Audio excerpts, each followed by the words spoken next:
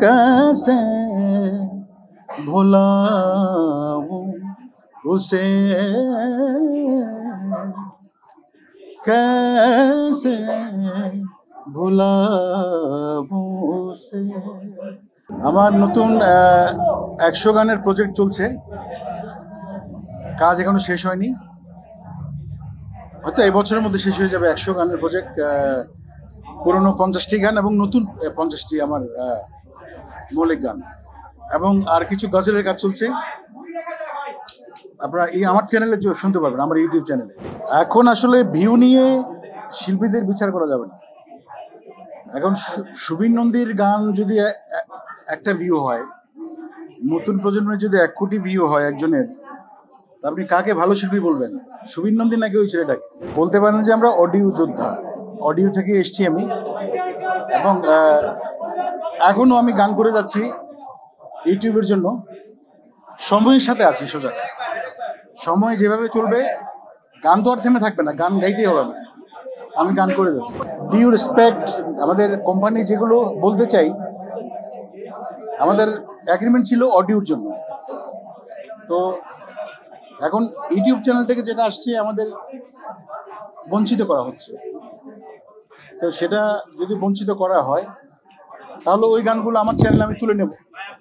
আসলে আমরা শিল্পীরা এখনো এক হতে পারিনি, সবাই তো নেতা হতে চায়, যার কারণে আমরা একটু পিছিয়ে আছি।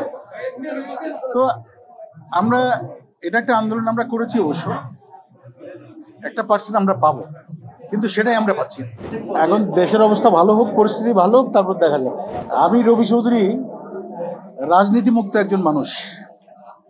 আমি 2003-তে মায়ানমারে গিয়েছিলাম সাবেক প্রধানমন্ত্রী বেগম খালেদা জিয়ার সঙ্গে।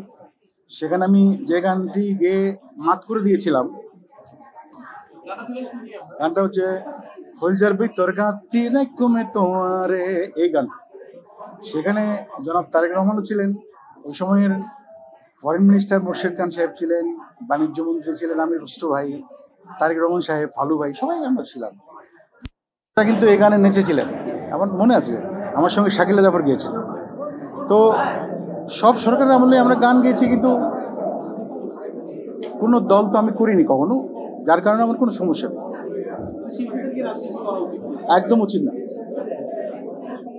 নিজের অর্জিত টাকায় যদি আপনি একটা সম্পদ করেন, ওটাও কিন্তু ভেঙে দেবে পাবলিক এসে, ভাববে এটা মনে মাল কামিয়েছে দুরম্বরি করে।